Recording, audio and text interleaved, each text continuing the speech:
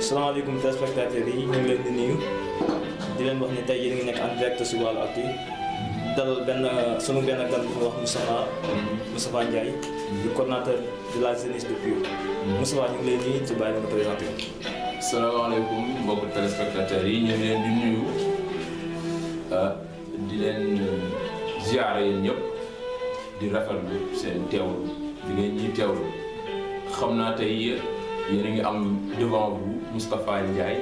responsable des jeunes de la commune de Respoté au niveau du Pire, parti de l'unité et du rassemblement. Moustapha dañu bëggoon xam la moo la dugal si milieu politique bi quoi ak pourquoi nga choisir Pire. waaw dinañu sawar loolu si tontu question boobu nga xamante ni moom la ñu bokk mi posé te mooy lan moo tax ñu dugg si milieu politique bi lan moo tax tamit ñu choisir parti bi ñuy wax parti du professeur Issa Sall la jiite xam naa milieu politique bi li ñuy wax rek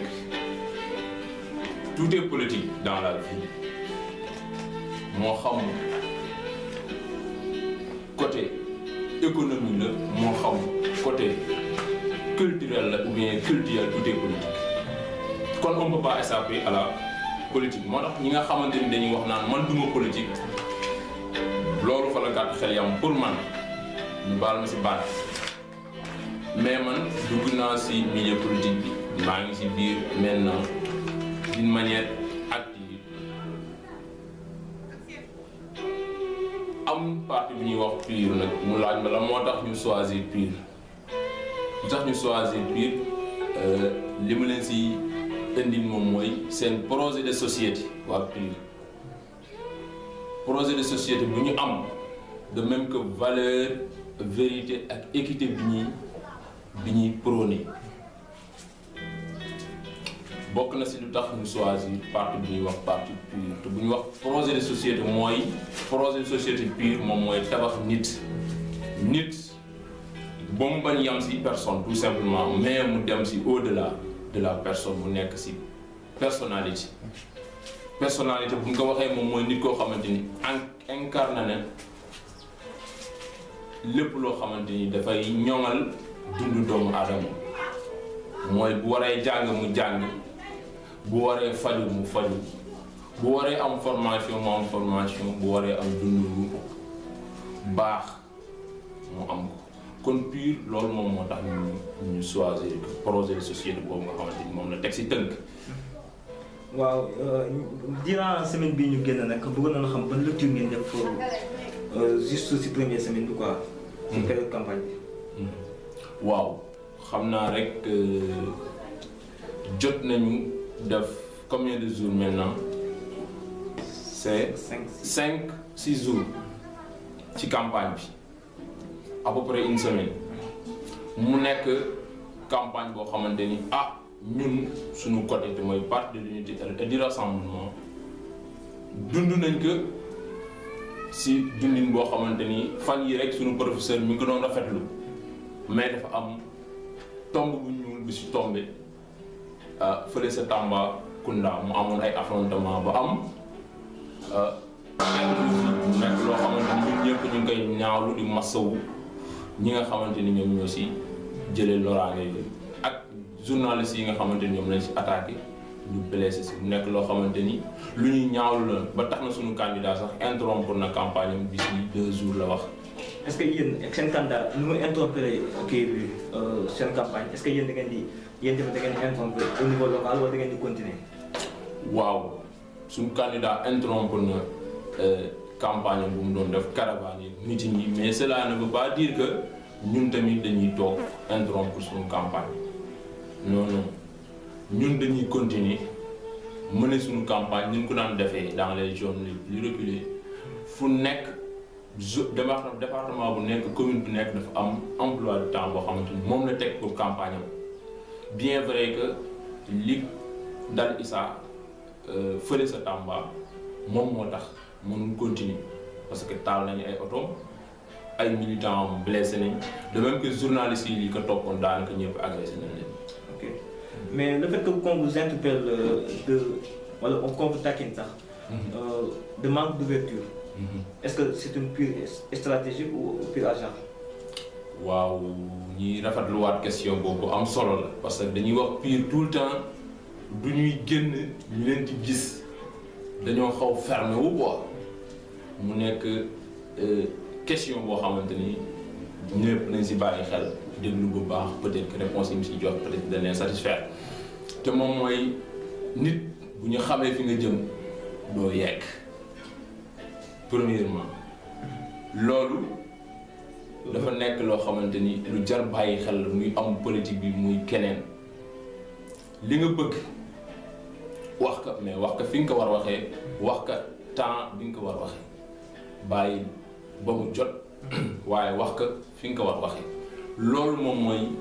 stratégie bi mais ça ne veut pas dire que nous sommes fermés non non parce que kuy dem ci nit di wax ak moom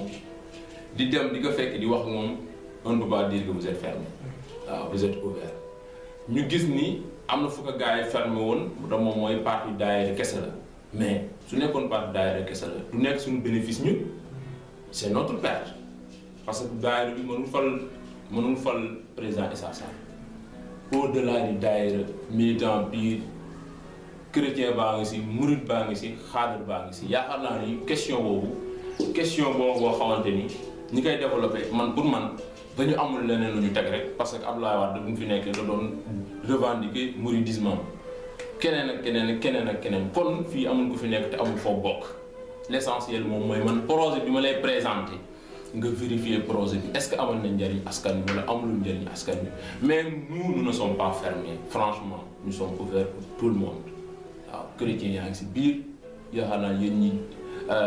xool programme puissant lancement bi gis ngeen loolu. waaw léegi ñu bëggoon xam yan raison ngeen jàpp ni yéen ñi man ngeen def lu gën li fi ne par rapport ak yéen seen candidat quoi par rapport ce que li fi nekk ngeen def lu ko ëpp quoi. waaw dëgg la li fi nekk ñu def lu ko ëpp loolu yaakaar naa ni yomb na lool man mii sax di wax ak yéen sama xam-xam bëriwul sama njàng bëriwul mais bu ma joxoon réew man gëm naa ne mën naa def lu ëpp li fi nekk. lu tax parce que ñoo ngi si réew moo xamante ni lépp lu mu war a am lu pays war am pour développer ñu am nañ ko mais développer wu pourquoi parce que politique bi moo baaxul politique de développement bi baaxul benn ñu jël exemple Sénégal am na suuf Sénégal am na ndox Sénégal am na gaz Sénégal am na pétrole Sénégal am na or Sénégal am na zircon et cetera entreprise étranger ñu ngi fi ñu implante Sénégal te du ñu fay impôt et cetera kon Sénégal am na ressources yoo xamante ni mën nañ def lu fi ëpp li fi gars yi def bien vrai que defal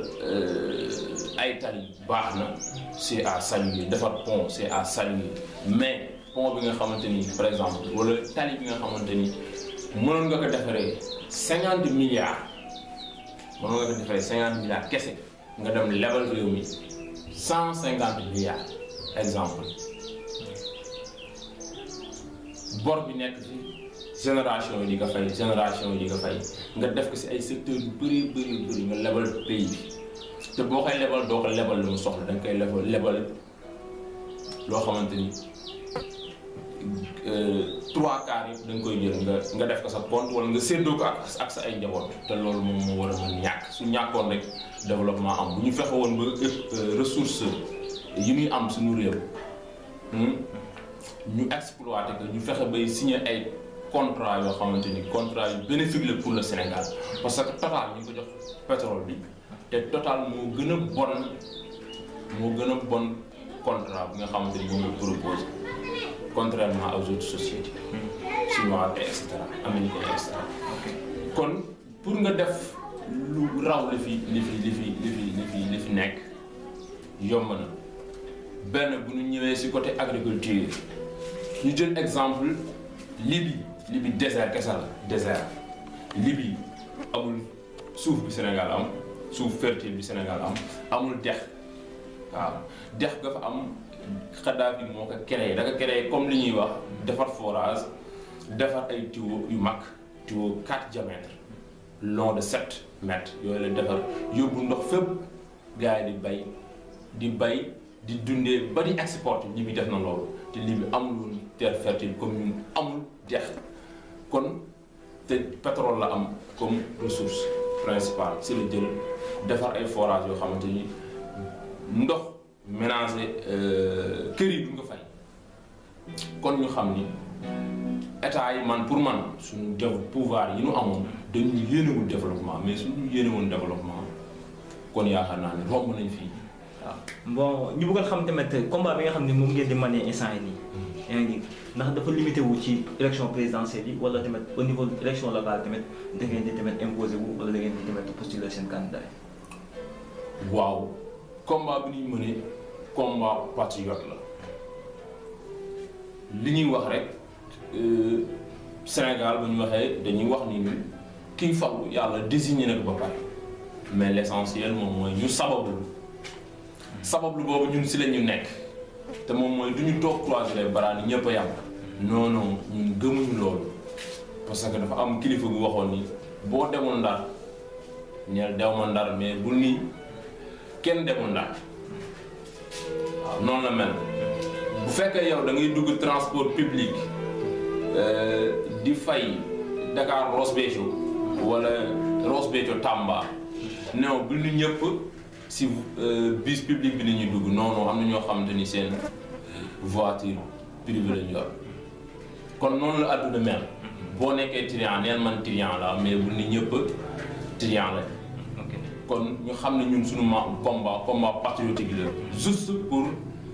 Sénégal développé ba ñëpp gis ci seen bopp ñun loolu moom mooy suñu combat te mënewuñ ko législative yi yam fi duñ ko mënee présidentielle bi yam fi dañuy continuer suñu combat incha allah. ok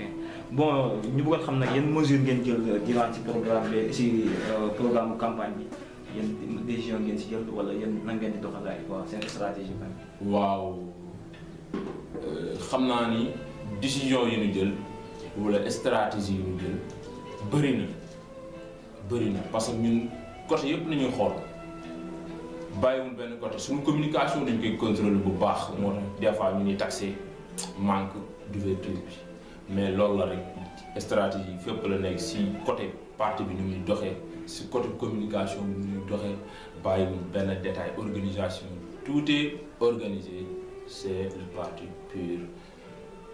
xam naa nag bu dee nan la ñuy mën natt a procéder ba nga xamante ni daañu suñu mébét daañ ko atteindre suñu jëloon réew mi te moom mooy ñu présenter leen vision rek tuuti ci parti bi vision bi mu am su ngeen liiree programme bi déjà l'accès sur l'homme te moom mooy nit bi nga xamante ni lépp lu nekk ci kaw suuf moom moo ko dominer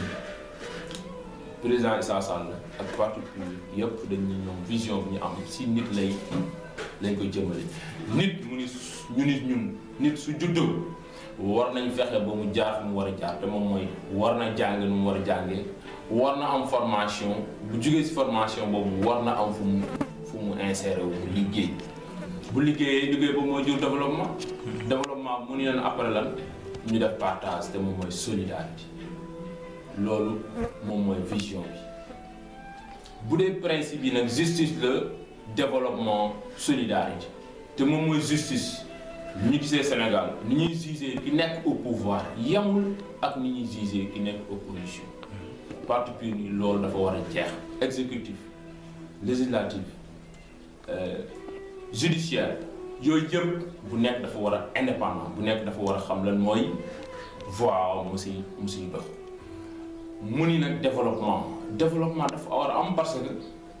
waruñu rek di tudd développement 7% wala 7,% te bu ñu demee au niveau de la population bu ñu ko sentir développement bi kan moo koy jël société étrangère yi nekk fii l'économie sera extravertie comme ni ko suñu professeur waxee développement bi dina am mais du nekk loo xamante ni askanu Sénégal da si yëg boppam kon mu ni moom il faut que mu fexe ba développement bi askanu Sénégal yëg si seen bopp bu développement amee ñu fexe dans ce cas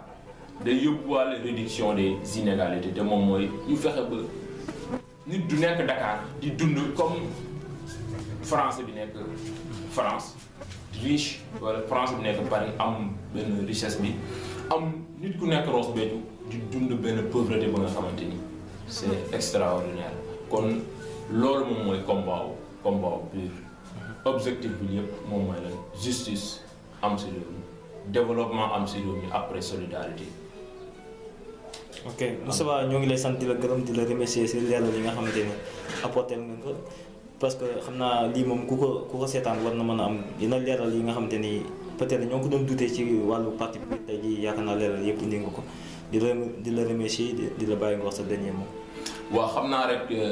di santaat mbokk yi nga xamante ni yëpp ñooñu doon teewlu waaw di sant bu baax a baax waaw Voilà Actu ñoom ñi nga xamante ni ñoom ñoo ñu invité tey ñu amoon ak ñoom entretien bi muy benn occasion boo xamante ni permettre na ñun ñu exprimer wu un peu donte bien vrai que xamuñu lépp ci parti bi bien vrai que ay ndaw lañ ci biir rek mais l'essentiel peut-être est là su amee suggestion yoo xamante ni mbokk yi tamit dañ koy def incha allah nous sommes à votre disposition wasalaamaaleykum wa rahmatulah.